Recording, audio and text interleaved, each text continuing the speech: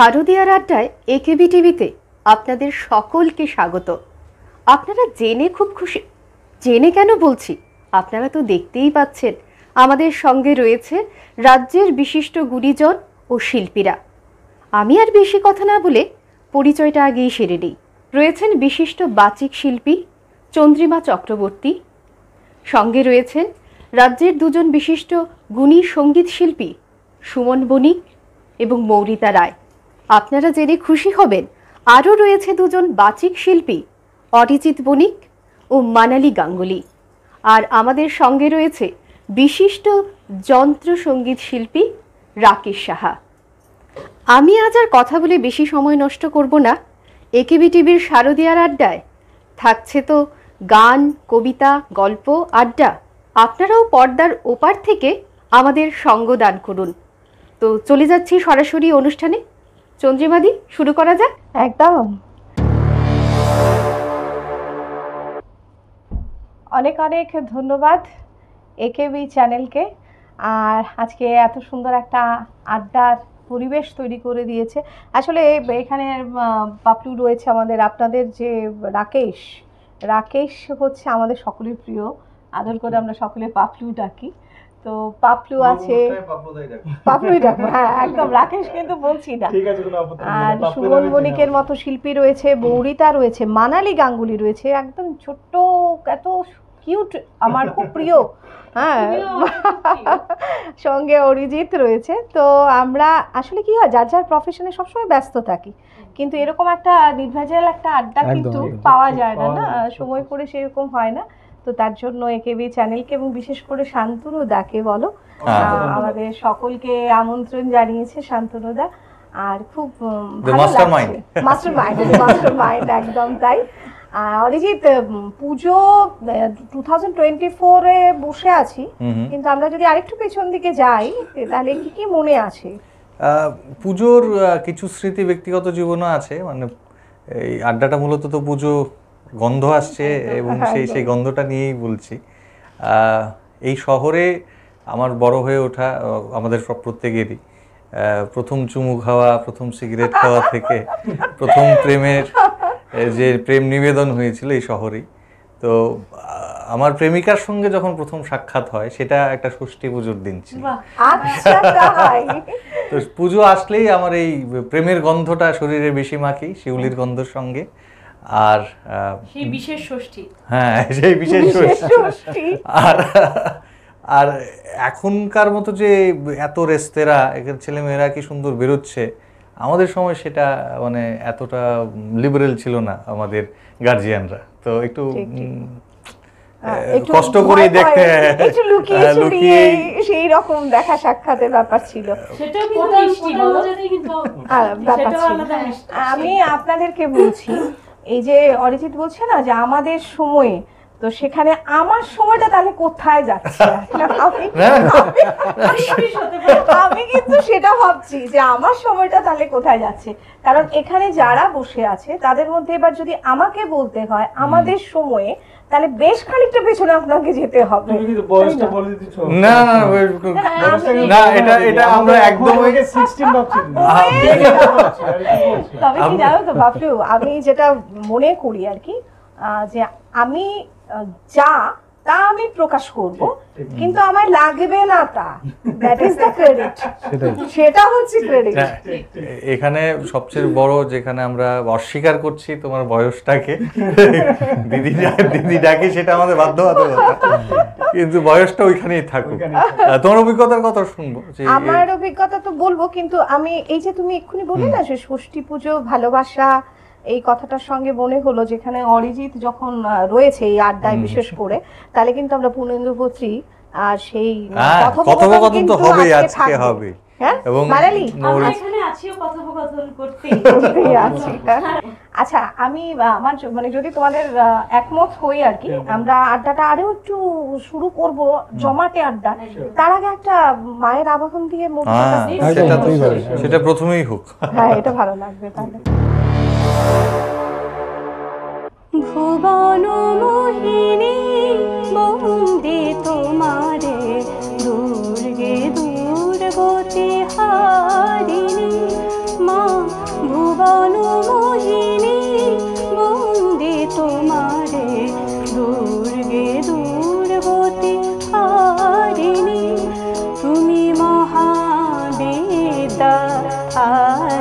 শক্তি, হে বিশ্ব তোমার বিভূতি, তুমি শক্তি দানদাত্রী, তুমি শক্তি দানদাত্রী, প্রেমানন্দ দায়িনী মা, প্রেমানন্দ দায়িনী, ভুবন মোহিনী বন্দে তোমারে, দুর্গে দুর্গতি হারিণী।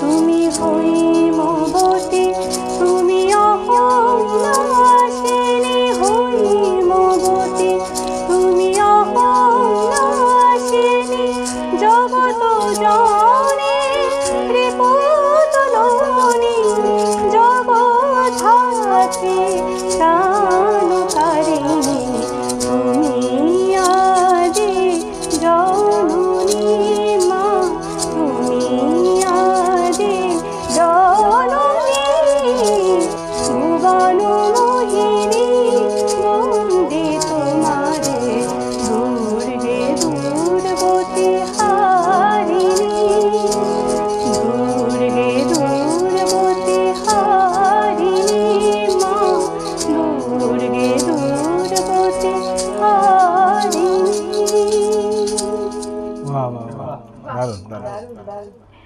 মৌরিতার এই গানটা শোনার পরে না মানালি মনে হচ্ছে না যে পুজোর যে একটা আশে আশে ভাব সেটাই বেশি ভালো লাগে, সেটাই না? বেশি ভালো সেটাই বেশি ভালো লাগে। আমার তো ওই এই যে আড্ডায় বসেছি, হ্যাঁ, দুম ঠিক, করে ঠিক, চলে ঠিক, যাবে, ঠিক, ঠিক। দুম করে চলে যাবে। দেখো আমার ওই যে অনেকদিন ধরে পাড়ার প্যান্ডেলে ঠক ঠক করে আওয়াজ করে রাত্রেবেলা রাত জেগে প্যান্ডেল তৈরি, তারপর ওই বিভিন্ন স্ট্রিট লাইট দেওয়া, মানে ওগুলো আমি সবচেয়ে বেশি এনজয় করি।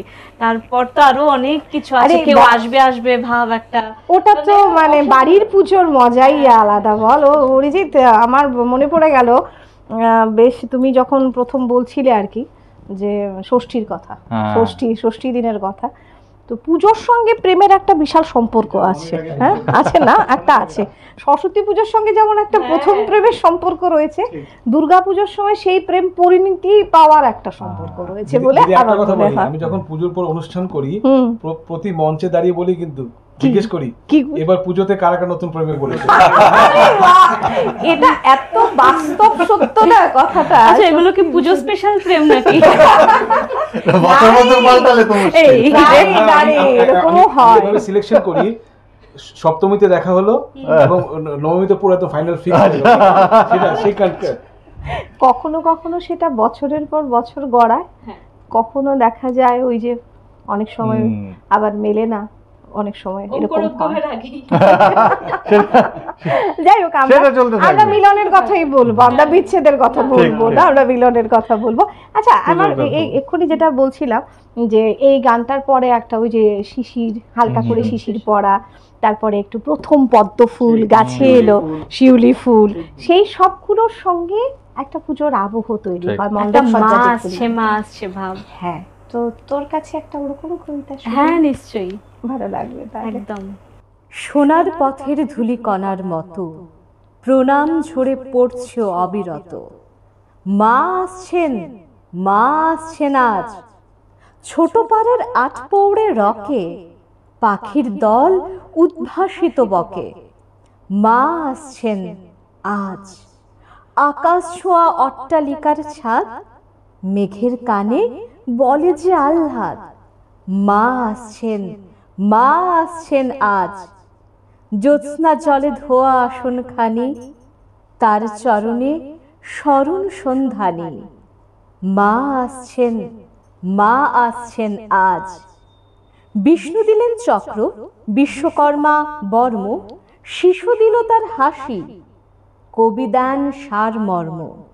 সূর্য দিলেন ধনুক, কালদণ্ডটি যম, জননী দিলেন ত্যাগ, গরিব দিলেন শ্রম, অগ্নি দিলেন শক্তি, হিমাচল বাহন। যুগ যুগ ধরে লক্ষ লক্ষ মানুষ গেঁথে নিল সাত কাহন, মা আসছেন, মা আসছেন, মা আসছেন আজ। সত্যি তাই, মানে পুজো আসছে, প্রকৃতিও সেজে বসেছে যে পুজো আসছে। এই কালো মেঘগুলো সাদা হয়ে গেছে, আকাশ অনেকটা পরিষ্কার, বড্ড বেশি নীল লাগছে নীল লাগছে আকাশটাকে। আকাশটা। তো যাই হোক, সুদর্শন মানুষ বসে আছে আমাদের পাপলুদা এখানে। আমরা কিন্তু নিলাম কোটেশনটা, সুদর্শন না, একদম একদম। দেখতে পেলাম আমরা। না, এই যে দেখতে পাওয়াটা যে ওই পুজোর সময় আমার সেটা একটু অসুবিধাই হয়। এই যে আড্ডাতে বসেছি, এটাতে মানে আমার বন্ধু বান্ধব ফোন করবে, হয়তো আমার ফ্লাইট মোড চলছে এখন এই মুহূর্তে। এই পুজোর সময় মানে যে হই হুল্লোড়ের আমরা একটা প্ল্যান করে রাখি, কিন্তু যারা শিল্পীরা আছেন তাদের মানে স্পেসিফিক কিছু দায়িত্ব থাকে যে আমার তো আরে এতটা সময় ওইখানে অনুষ্ঠান, এই অনুষ্ঠান, এটা কিভাবে ম্যানেজ করো? আরেকটু আমি স্পেসিফিক হ্যাঁ, করে হ্যাঁ, দিই। হ্যাঁ। এই যে বললো যে শিল্পীরা, ও নিজেও তো একজন শিল্পী, কিন্তু ও আড্ডার সময়টা ঠিক ওরকম ভাবে বের করে না। কিন্তু হ্যাঁ, কিন্তু হ্যাঁ আমরা বলবো যে সঙ্গীত শিল্পীদের প্রোগ্রাম প্রচুর থাকে, যন্ত্র সঙ্গীতের শিল্পী যারা। অ্যাকচুয়ালি এখন আমাদের কাছে পুজো বলতে কিছু নেই, একদম ঠিক, open বলছি একটা কথা। পুজো বলতে পুরনো সেই ছোটবেলার কথা মনে পড়ে, জামা কাপড় প্রত্যেকদিন একটা করে ড্রেস চেঞ্জ ঠিক, করা, ঠিক, ঠিক। বন্দুক, ক্যাপ। হ্যাঁ। পুজো বলতে আমরা এখন ওইগুলোই মনে করে রেখেছি ঠিক, আমাদের ঠিক। সম্পদ হিসাবে। ঠিক ঠিক। এখন বলতে পুজো আসছে, টেনশন, বিজনেস করব, সবাইকে গান শোনাবো, এন্টারটেইন করব, আমরা যাচ্ছি আজকে এখানে, কালকে এখানে, পরশুদিন এখানে। পুজোর সেই ভাবটা আমাদের মধ্যে প্রকাশ পায় না গো। এটা রেসপন্সিবিলিটির মধ্যে চলে আসে। এটা একটা আনন্দ। টেনশন, সবাইকে যে শোনাই, গান শুনে ওরা আনন্দ করে, তাতে আমরা আনন্দ পাই। সত্যি কথা। এটা খুব এর সত্যি মধ্যে কথা। আমরা কি চেষ্টা করি, আমরা করি যে পুজোতে গান বাজনা করা, সেটা তো আমাদের দায়িত্ব, রেসপন্সিবিলিটি, আমাদের কিছু কমিটমেন্ট থাকে, কিন্তু মানে পারিপার্শ্বিক আমাদের পরিবারকেও একটু দেখতে হয়, তাই না? তো আমাদের কিছু সিস্টেম বানিয়ে রেখেছি যে পুজোতে আমরা দূরের অনুষ্ঠান নেব না। আচ্ছা, শহরে অনুষ্ঠান তাই করবো। তাই তাই তাই। রাত্রেবেলা যেন দেখা হয় পরিবারের সাথে। ঠিক। আসলে সেটাতে কি মানে হয়, মানে কাজের দায়ে যেতে হয় মাঝে মধ্যে, হ্যাঁ। কমিটমেন্ট যদি দিয়ে থাকি তাহলে কাজের দায়ে মাঝে মধ্যে চেষ্টা করি যেন আমরা শহরে থেকে আমাদের পরিবারকে সময় দিতে পারি রাত্রেবেলা। আসলে আমরা তো বিগ ফ্যান না, ন্যাশনাল রিদমের বিগ হ্যাঁ। ফ্যান আমরা একদম। National National রিদমের Rhythm- big fan একদম। মানে আমি যখন ছোট ছিলাম তখন প্রথম যেই অগ্রগামী ক্লাবের অনুষ্ঠান হতো, আমরা পিয়ারি মাস্টার বাগান থেকে হেঁটে আসতাম সেই অনুষ্ঠানটা দেখে। অর্কেস্ট্রা মানেই আলাদা। এবং অর্কেস্ট্রা মানে পুজোর পরে ঠান্ডা পরে পরে ভাব, তখন কুয়াশা পড়তো তখন, কালী পুজোর আগেই মানে খুব কুয়াশা, এবং সেই সময়ের থেকে আজকে তো অনুষ্ঠান পাড়ায় পাড়ায় অনুষ্ঠান চলে গেছে, হয়তো একদমই ব্যস্ততাও তাই। বেশি। সুমন, যেহেতু এত প্রেমের কথা হচ্ছে, হ্যাঁ, তো অনেক সময় এই যেটা বললাম, প্রেমে অনেক সময় বিরহ থাকে, শুধুমাত্র তো আর প্রাপ্তির সুখ নয়, অপ্রাপ্তির বেদনাও থাকে। হ্যাঁ, তো তখন সেটাকে খুব সুন্দরভাবে যদি গানের মধ্য দিয়ে প্রকাশ করতে হয়, তাহলে যে গানটা তোমার কাছে চলে আসে, এবং সেই গানটা বিশেষ করে আমি বলবো তোমার কণ্ঠে শুনেছি বলে বলছি আর কি, আমার সঙ্গে সহমত হবে নিশ্চয়ই সকলে, প্যান্ডেলে প্যান্ডেলে এই গানগুলো কিন্তু ভীষণ বাজে, মানে নস্টালজিয়া না, পুরো উস্কে দেয় এই ধরনের গানগুলোকে। তো এই ধরনের গান, এই গানগুলো ছাড়া আমার মনে হয় পুজো আসবে না। মানে পুজোর আমেজটা আসবে না যদি দেখ না, সেই গানগুলোকে না শুনি। একটা গান এখন তৈরি হচ্ছে, সেই গানটা বড়জোর 2 মাস 3 মাস ভালো সুর ভালো কথা ম্যাক্সিমাম, কিন্তু আমরা যেগুলো পুরনো পেয়েছি সেটা আরেকটা গান এসে ঠেলে দিচ্ছে না, কিন্তু সে প্রজন্মের পর প্রজন্ম নিজের যুগের জায়গায় পর দাঁড়িয়ে যুগ আছে। নিজের জায়গায় দাঁড়িয়েছে, সব মহিমায় দাঁড়িয়ে রয়েছে। প্রজন্মকে উদ্বুদ্ধ করছে, অনুপ্রেরণা দিচ্ছে। হ্যাঁ, আর তো তখন একটা আমরা এমন সময় কাটিয়েছি, প্রতি পুজোর আগে কিন্তু আমরা খুব থাকতাম যে এবার পুজো কি অ্যালবাম বেরিয়েছে। ঠিক ঠিক ঠিক। পুজোর গান, পুজোর গান এখনো বেরোয় না তা নয়, কিন্তু আমি সেই জানি cassette না, cassette ওটা তো অনেক হ্যাঁ, অনেক অনেক বেরো, আগে একটা দুটো বেরোতো, ঠিক। এটা সবাই শুনতো। এক্স্যাক্টলি, হ্যাঁ হ্যাঁ হ্যাঁ, শ্রোতা সেটা তো। বেশি ছিল, গান কম ছিল, এখন গান কিন্তু অনেক বেরো, ঘরে ঘরে বেরোয়, অনেক এবং singer সেটা অনেক আমি- বেরোয় বলে সেটা ইউটিউব, এটা একটা কারণ, এটাও একটা অনেক কারণ। ট্যালেন্ট বেরিয়ে গেছে। আমি বিশেষ করে নয়ন সরসীর কথা বলছি, চোখের এটা একটু এটা শুনতে হবে। নয়ন সরসী কেন ভরেছে জলে, কত কি রয়েছে লেখা কাজলে কাজলে, নয়ন সরসী কেন ভরেছে জলে, কত কি রয়েছে লেখা কাজলে কাজলে, নয়ন সরসী কেন।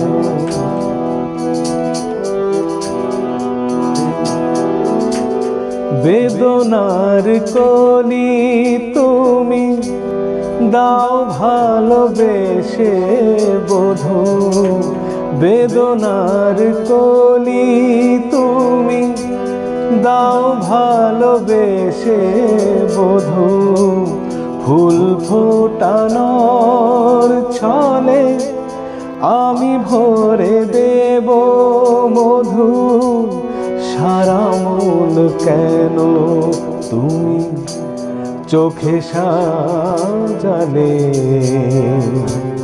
কত কি রয়েছে লেখা কাজলে কাজলে, নয়ন সরসী কেন।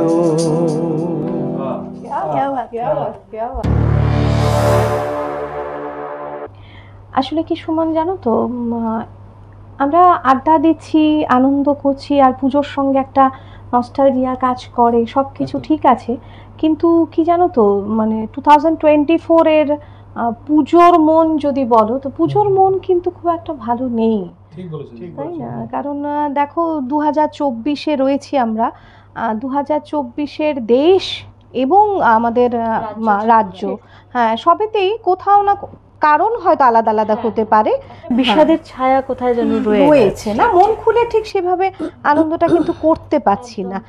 আর তার জন্য আমরা অনেক সময় বলতে পারি যে বিচারের বাণী নীরবে নেভৃতে কাঁদে, তো সেখানে আসলে এই আড্ডাটার মধ্যে যদি বলতে যাই তাহলে অনেক যুক্তি তর্ক অনেক কিছু চলে আসবে, কারণ আফটার অল আমরা বলি যে আমরা বুদ্ধিজীবী, আমরা শিল্পী, আর বার্তা যখন ছড়ায় তখন শিল্পীদের থেকেই সবচাইতে বেশি ছড়ায়, সেটা কবিতার মধ্য দিয়েই হোক, গানের মধ্য দিয়ে হোক, বা কোনো লেখার মধ্য দিয়ে হোক, তার মধ্য দিয়ে আমরা চাই সমাজের মধ্যে আমাদের বার্তাটা ছড়িয়ে দিতে, এবং সেটা তখন সর্বসাধারণের মানুষ যখন সেটা গ্রহণ করে তখন তার সার্থকতাটা আমরা পাই আর কি, তাই না মৌরিতা বলো? তাই। আর এই প্রসঙ্গে একটা কথা বলি, আমার বোন অঙ্কিতাও লেখালেখি করে, সেটা সবাই জানে। হ্যাঁ, ও খুব ভালো লেখে, তো ওর একটা লেখায় আমি সুর দিয়েছিলাম, তো আচ্ছা এখানে গাইবার দুঃসাহস করছি আর কি এই প্রসঙ্গে। আচ্ছা, আমি যদি এটা আমরা ধন্য হব এই এত সুন্দর করে। আর আমার মনে হয় যে প্রসঙ্গে আমরা এখন কথা বলছি তার সঙ্গে ভীষণ প্রাসঙ্গিক এই গানটি, এই লেখা, এবং খুব সুন্দর সুর করেছে, যেই মানে দাপট বা সাহসিকতা যেটা এই কবিতার সঙ্গে সুরে যায় সেটাই এই গানটার মধ্যে রয়েছে। আশা করি আপনাদেরও ভালো লাগবে, শুনুন। চেষ্টা করেছি।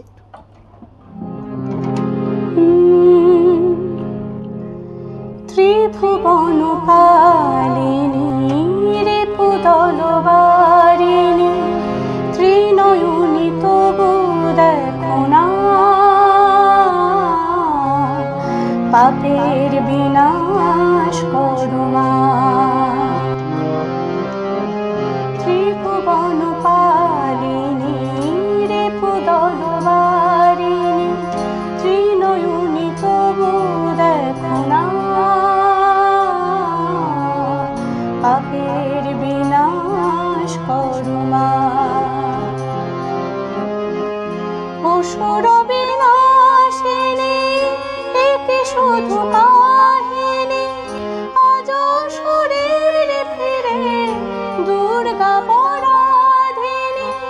অসুর বিনাশিনী একে শুধু কাহিনী, আজ শরীর ফিরে দুর্গা পরাধিনী।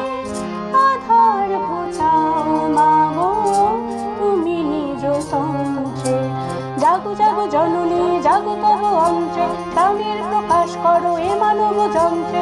পাথর হয়ে থেকো না জাগো মা,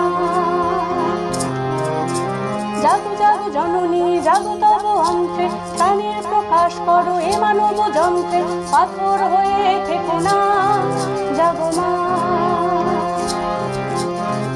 ত্রিভুবন পালিনী রিপুদল বারিণী, ত্রিনয়নী তবু দেখো না,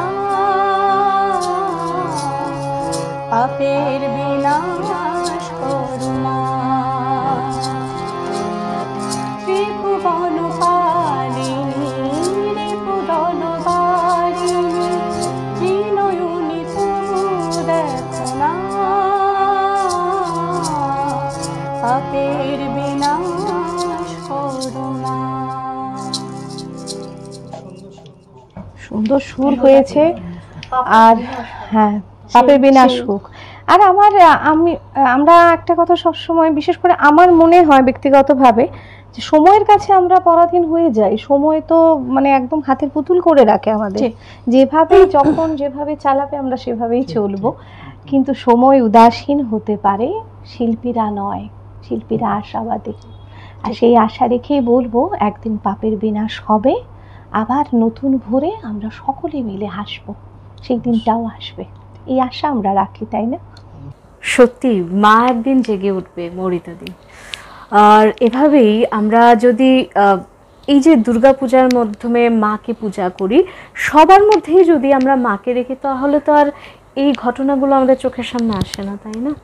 অরিজিৎ দা কি কিছু বলবে এই ব্যাপারে? হ্যাঁ, ফরহাদ মাজার একটা বিখ্যাত কবিতা আছে, কর্তৃত্ব গ্রহণ করো নারী। সেই কবিতাটা পড়ে শোনাচ্ছি, হয়তো বিফিটেড হবে এই প্রাসঙ্গিক হবে, ভালো লাগবে শুনতে, শুনবো। আমি তোমার সামনে আবার নতজানু হয়েছি নারী, না প্রেমে নয়, আশ্লেষে নয়, ক্ষমা চেয়ে তোমার দয়া দিয়ে আমার হৃদয় ছুঁয়ে দেবার প্রার্থনায়। আমার ভেতরে যে পুরুষ, তাকে আমি চাবুক মেরে শাসন করেছি, তাকে হাঁটু মুড়ে বসতে বলেছি তোমার সামনে। আমি ক্ষমা চাই, ক্ষমা করে দাও। শুধু আমাকে নয়, সমস্ত পুরুষকে তুমি ক্ষমা করো। আমি আজ সমস্ত পুরুষের হয়ে তোমার ক্ষমা প্রার্থী। পুরুষ তোমার সামনে আবার নতজানু হয়েছে নারী, তাকে ক্ষমা করে দাও। গৃহপালিত পশুর মতো তোমাকে ব্যবহার করেছে পুরুষ। আখ মাড়াইয়ের কারখানার মতো তোমার জানু চেপে তারা উৎপাদন করেছে সন্তান। টেলিভিশন বাক্সের মতো তোমার ভেতর তারা ঠেসে দিয়েছে তাদের জগৎ। নীলাভ শিখার মতো জ্বলতে জ্বলতে তুমি প্রতিদিন প্রচার করে যাচ্ছ। ইলেকট্রনিক সরঞ্জামের মতো অপ্রাণীবাচক তোমার অস্তিত্ব, প্লাস্টিকের পুতুলের মতো প্রাণহীন। তোমার নাম হতে পারত কাঠকয়লা, তোমার নাম হতে পারত হাতুড়ি, তোমার নাম হতে পারত সেলাই কল, তোমার নাম হতে পারত মাদি কুকুর। নরবানরেরা ঠাট্টা করে তোমার নাম রেখেছে নারী। এই সব জেনে তোমার সামনে আমি নত মুখে এসে দাঁড়িয়েছি নারী, আমি পুরুষ, আমাকে ক্ষমা কর। প্রতিদিন কেউ না কেউ স্বামী তার স্ত্রীকে পিটিয়ে হত্যা করে। প্রতিদিন কেউ না কেউ পশু স্বভাবী কামুক তোমার মুখে অ্যাসিড ছুঁড়ে মারে। প্রতিদিন 11 বছর বয়সী বালিকাকে ধর্ষণ করে 11 জন পুরুষ। কেনা বেচা চলছে তোমাকে নিয়ে, যেন তুমি শাকসবজি, আলু পটল, খাসির মাংস। তোমার স্তন তারা মাপছে ফিতে দিয়ে, তোমার কোমর তারা মাপছে ফিতে দিয়ে, তোমার উরু তারা মাপছে ফিতে দিয়ে, দাড়ি পাল্লা ঝুলিয়ে ওজন করছে তোমাকে। তোমার দাঁত, চুল, নখ পরখ করে সাব্যস্ত করছে তোমার মূল্য। তোমার নাম হতে পারত মোগলাই পরোটা, তোমার নাম হতে পারত জাপানি হোন্ডা, তোমার নাম হতে পারত ডানহিল সিগারেট, তোমার নাম হতে পারত পুষি বিড়াল। অর্ধ সভ্য মানুষ তোমার নাম রেখেছে অর্ধাঙ্গিনী। এই সব জেনে তোমার সামনে আমি নত মুখে এসে দাঁড়িয়েছি নারী, আমি পুরুষ, আমাকে ক্ষমা কর। তুমি প্রজনন যন্ত্র, তাই তোমার নাম জননী। তুমি রমণযোগ্য, তাই তোমার নাম রমণী। ঘোড়া সালে ঘোড়া, হাতি সালে হাতির মতো মহলে মহলে থাকো, তাই তোমার নাম মহিলা। গৃহে গৃহে আসবাবপত্রের মতো শোভা পাও, তাই তোমার নাম গৃহিণী। আমি পুরুষ শব্দের সমান অর্থবহ উচ্চারণে তোমার নামকরণ করতে চাই নারী, কিন্তু পারি না। অক্ষম, লজ্জায় আমি তোমার সামনে অপরাধীর মতো দাঁড়িয়ে আছি। আমি পুরুষ, আমাকে আমাকে ক্ষমা করো। আজ আমি তোমাকে বলতে এসেছি, পুরুষ শব্দের অর্থ হচ্ছে কর্তৃত্ব, এবং তোমার কর্তৃত্ব গ্রহণ করার সময় হয়েছে নারী।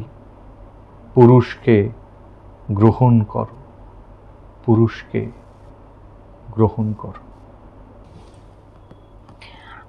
আমরা একটা গুরুগম্ভীর পরিবেশে পড়ে গেছি, ঠিক না? আসলে এই বাস্তবটা থেকে তো সরতে পারি না। এটা খুব কঠিন একটা বাস্তব, কিন্তু আমরা অস্বীকার করতে পারি না।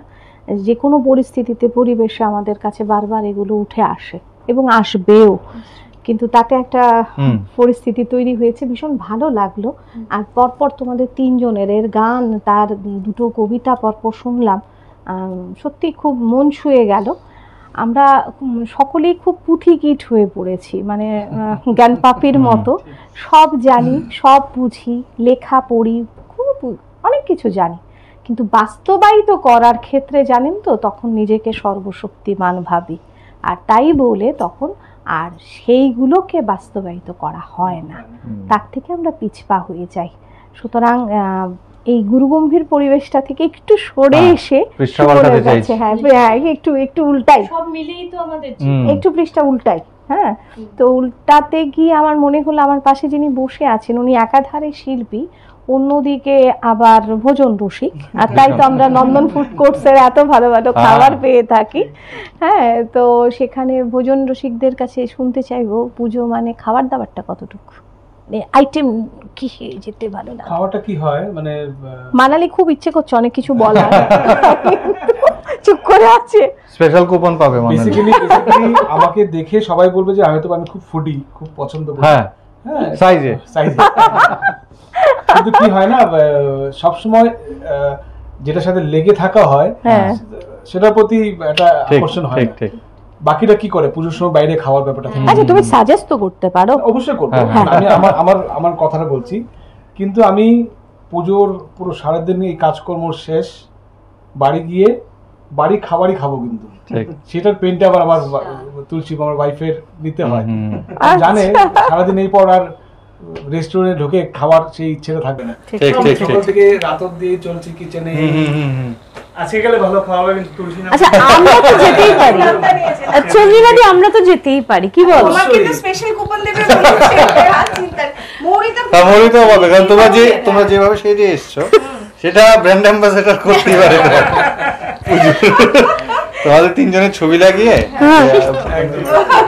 মৌরিতে কি ভেজ নন ভেজ এমনিতে ঘোষিত থাকে প্রায় বাড়িতেই ভেজ, আর বাড়ি থেকে যেই বাড়িতে তো ভেজ না, আমাদের আমার pure non veg, pure non veg. Origin একটা কি জানো তো, মানে অষ্টমীর দিন অনেকেই আছে বাড়িতে নিরামিষটা ইয়ে করে, তো আমার বাড়িতে যতক্ষণ থাকে ততক্ষণ নিরামিষ আসে। না, কিন্তু আমার জন্য আবার আলাদা, যেহেতু আমার ভাই ঘরে পুজো করে তো আমি নিরামিষই থাকি।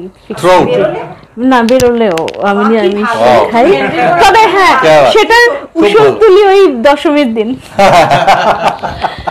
আমলে পড়া একেবারে। আচ্ছা, এরপরে আমরা আবার একটা সুন্দর গানে যাব, সুমনের কাছে শুনবো। আমার হঠাৎ মনে হচ্ছে একটা গান, যেটা আমার 10 ইয়ার যখন আমি কলেজে ছিলাম সেই মোমেন্টে, তখন খুব ক্রেজ ছিল একজন শিল্পী নিয়ে, সে হচ্ছে কুমার শানু। তো কুমার শানুর কিছু 90 এর দশক, 90s, তখন এই পুলক ব্যানার্জি আর কুমার শানু, আর মিউজিক হচ্ছে অরূপ প্রণয়, সাংঘাতিক জুটি। তো সেই কম্পোজিশন কি সত্যি, মানে পুজোর সময় বেরোতো, দারুণ দারুণ। তো সেখান থেকে একখানা গান শোনাচ্ছি। থ্যাংক ইউ, শুনবো। চলো। তোমায় কি কোনোদিন বলেছি ভালোবাসি আমি তোমাকে? কেন তুমি ভেবে নিলে তোমার প্রেমিকা আমাকে। তোমায় কি কোনোদিন বলেছি ভালোবাসি আমি তোমাকে? কেন তুমি ভেবে নিলে তোমার প্রেমিকা আমাকে? রোজ এখানে এই বাগানে ফুটিয়েছি আমি কত ফুল, একটিও ফুল দিয়ে তোমাকে করেছি কি কোনো দিনও ভুল? করেছি কি কোনো দিনও ভুল? কোনোভাবে কখনো কি ফেলেছি তোমায় বিপাকে? তোমায় কি কোনোদিন বলেছি ভালোবাসি আমি তোমাকে? কেন তুমি ভেবে নিলে তোমার প্রেমিকা আমাকে? তোমার প্রেমিকা আমাকে, তোমার প্রেমিক আমাকে। Thank you. হাত বাড়িয়ে ছুঁই না তোকে, মন বাড়িয়ে ছুঁই, দুইকে আমি এক করি না, এককে করি দুই। তো এই যে প্রেমের কথা অনেকক্ষণ ধরে বলছিলে, গানও শুনলাম, অনেকগুলো বিরহের গানও শুনলাম, আরো একখানা খুব মাখো মাখো প্রেমের কবিতা হবে কি বা? হ্যাঁ, আমি তো বলেছিলাম যে আজকে অরিজিৎ একটু আগে বললো না যে শুভঙ্কর নন্দিনীর পার্টটা আমরা করব, অনেকগুলো রয়েছে টুকরো টুকরো। তাহলে ছোট ছোট করে অরিজিৎ বলাই যেতে পারে। অবশ্যই এখন একটা অংশ আমরা আজকে শুনিয়ে দিই, সেই পূর্ণেন্দু পুত্রীর কথোপকথন। তুমি আমার সর্বনাশ করেছো শুভঙ্কর, কিচ্ছু ভালো লাগে না আমার, কিচ্ছু না। জ্বলন্ত উনুনে ভিজে কয়লার ধোঁয়া আর শ্বাসকষ্ট ঘিরে ফেলেছে আমার 10 দিগন্ত। এখন বৃষ্টি নামলেই কানে আসে নদীর পার ভাঙার অকল্যাণ শব্দ। এখন জ্যোৎস্না ফুটলেই দেখতে পাই অন্ধকার শ্মশান যাত্রীর মতো ছুটে চলেছে মৃতদেহের খোঁজে। কিচ্ছু ভালো লাগে না আমার, কিচ্ছু না। আগে আয়নার সামনে ঘন্টার পর ঘন্টা সাজগোজ, পাউডারে, সাবানে, সেন্টে, সুরমায় নিজেকে যেন কেচে ফর্সা করে তোলার মতো সুখ। এখন প্রতিবিম্বের দিকে তাকালে সমস্ত মুখ ভরে যায় গোলমরিচের মতো ব্রণে, বিস্বাদে, বিপন্নতায়। এখন সমস্ত স্বপ্নই যেন বিকট মুখোশের হাসাহাসি। দুঃস্বপ্নকে পার হওয়ার সমস্ত সাঁকো ভেঙে চুরমার। কিচ্ছু ভালো লাগে না আমার, কিচ্ছু না। তুমিও কি আমার সর্বনাশ করনি নন্দিনী? আগে গোলমরিচের মতো এতটুকু ছিলাম আমি। আমার এক ফোঁটা খাঁচাকে তুমি করে দিয়েছ লম্বা দালান, আগাছার জমিতে বুনে দিয়েছ জ্বলন্ত উদ্ভিদের দিক চিহ্নহীন বিছানা। এখন ঘরে টাঙানোর জন্যে একটা গোটা আকাশ না পেলে আমার ভালো লাগে না। এখন হাঁটা চলার সময় মাথায় রাজ ছত্র না ধরলে আমার ভালো লাগে না। পৃথিবীর মাপের চেয়ে অনেক বড় করে দিয়েছ আমার লাল বেলুন। গোলমরিচের মতো এই একরত্তি পৃথিবীকে আর ভালো লাগে না আমার। সত্যি দারুণ করলো অরিজিৎ দা, চন্দ্রিমাদি। মানে পূর্ণেন্দু পুত্রের এই কথাগুলো যেমন সত্য, এমন ভাবেই তোমরা প্রকাশ করলে, মানে সত্যি থ্যাংক ইউ, থ্যাংক ইউ। দর্শক বন্ধুরা, কেমন লাগছে একেবির পুজোর আড্ডা? নিশ্চয়ই ভালো লাগছে। আরও আছে চমক, কোথাও যাবেন না।